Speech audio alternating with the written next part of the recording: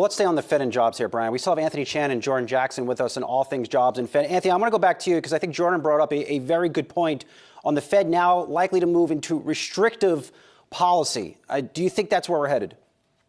Oh, I have no doubt that they're going to be striving to move into restrictive policy. But that term restrictive policy is sort of a relative term because if they are raising the Fed funds rate, but the inflation rate is much higher, it's hard to argue that you're going to move into restrictive policy or territory anytime soon. Now, one way you can measure restrictive policy is by looking at inflation expectations. And inflation expectations have been coming down. So some people on the street are not looking at the underlying CPI or the underlying core personal consumption deflator, but they're looking at inflation expectations. So by that metric, you can say that they're closer towards being restrictive.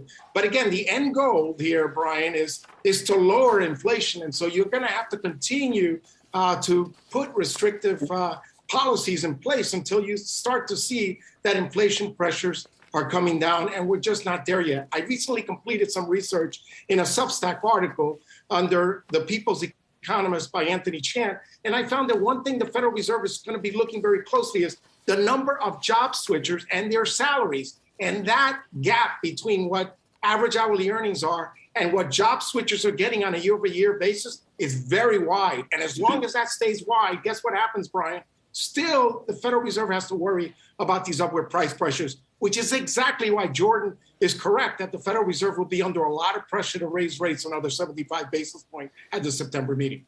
Something that the Fed may be waiting to see as well is the impact of the number of people that may have come back into the workforce because of this annual cyclical phenomenon, which is really just BTS, back to school particular year. And so, Jordan, as this report really doesn't pick up for at least in entirety the number of jobs that may be reassumed once kids, family members transition back to school and some of those jobs might get entered back into after the summer. What do you believe the Fed may watch for in even the next report, given that this is a mid-month to mid-month reading? I would argue probably to your point that the labor supply, if you've got finally parents can get their kids back to school and then get themselves back to work, you're probably going to see an uptick in prime age and in particular prime age working women with this, which is a metric that the Fed has been looking for and have mentioned in meetings during the past. And so I do think this certainly reaffirms this call that I mentioned earlier about the unemployment rate maybe bouncing around between 3.5% and 4% as you get that additional labor supply with folks coming and finally coming back to join the labor force. I think it continues to be a tight labor market. You've got an excess of job openings. You still have nominal wages that are running well above sort of the average that we've seen over the last, call it 30 years or so. And so, this is attracting folks back to work. You've also seen a little bit of stock market volatility. And so with that, you may have some of those earlier retirees that might have retired a little bit early and are now feeling their portfolios being a little bit being pinched because of the market volatility, but also because of higher inflation. And so they feel like their retirement dollars maybe aren't going as long as they would like. They may also be coming back into the labor force as well. And so I think we could very well see a string of months in which labor supply actually increases. And this is a dynamic that, doesn't keep the Fed on the sidelines. This is a dynamic that actually keeps the Fed potentially recognize that they can kill inflation and not keep the economy into recession because you still have demand for labor finally now being met with some additional supply coming online. Anthony, I like that. You are the people's economist. We are the people's network. I really dig that. And to that end, are you tracking quiet quitting? Is that impacting productivity? Is that a real thing? What are your thoughts on that? I think the quiet quitting is impacting productivity because if you're not giving it your all at your job, then obviously that's a negative contributor to productivity. And that's one of the reasons, perhaps, among many, why productivity was much weaker in the first 6 months of the year. But there's another reason why productivity was also weaker, Brian, and that is that if you look at the number of jobs being created, I think the number of jobs being created were even greater. There's an exciting company out there called Bright Query that doesn't get enough attention because instead of using a subsample of the labor force like the household survey uses or the establishment survey uses, they actually have access to tax data for all public and private companies, over 40 million companies out there.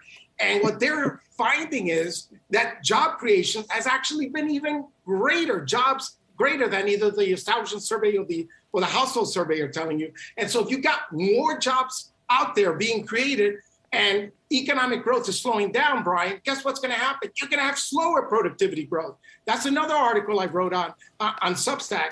And that data, I think, is exciting and is more accurate because it's not a subsample of the economy like these two conventional surveys. It's the whole economy. And it's telling you more jobs were created.